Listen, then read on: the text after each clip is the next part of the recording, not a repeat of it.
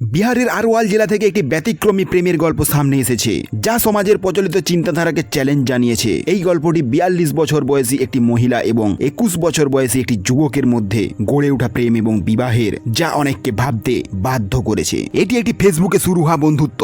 একটি মহিলা আরওয়াল জেলার কিঞ্জার থানার এলাকার একটি গ্রামের বাসিন্দা এবং গুজরাটের রাজকোটে তার 2 সন্তান নিয়ে বসবাস করছিলেন। অন্যদিকে যুবক প্রমোদ যাদব পাটনা জেলার মানের থানার শেরপুর গ্রামের বাসিন্দা এবং হায়দ্রাবাদে গরু ভেড়া দেখাশোনা ও দুধ দোহনের কাজ করতেন। তাদের প্রথম পরিচয় ফেসবুকের মাধ্যমে হয় এবং ধীরে ধীরে তাদের বন্ধুত্ব গভীর হতে থাকে। প্রেমের প্রকাশ এবং বিবাহের সিদ্ধান্ত তারা তখন নেয় অনলাইনে কথোপকথনের মাধ্যমে তাদের মধ্যে আবেগপূর্ণ সম্পর্ক গড়ে ওঠে। মহিলা জানান তার স্বামী মদ্যপান করতেন এবং তাদের নির্যাতন করতেন, যার ফলে তিনি মানসিকভাবে ভেঙে পড়েছিলেন। প্রমোদ তাকে সান্ত্বনা দেন এবং তারা একসাথে জীবন কাটানোর সিদ্ধান্ত নেন। তাই তারা মন্দিরেই বিবাহ সম্পন্ন করেন। বিবাহ সম্পন্ন হয় একটি মন্দিরে। এই বিবাহের খবর ছড়িয়ে পড়তেই মহিলা পুলিশকে জানান যে তার স্বামী তাকে নির্যাতন করতেন এবং তিনি প্রমোদের সঙ্গে থাকতে চান। যেহেতু উভয়ই প্রাপ্তবয়স্ক এবং মহিলা নিজের ইচ্ছায় বিবাহ করেছেন, তাই পুলিশ তাদের ছেড়ে দেয়। এই ঘটনা সমাজে বয়সের পার্থক্য এবং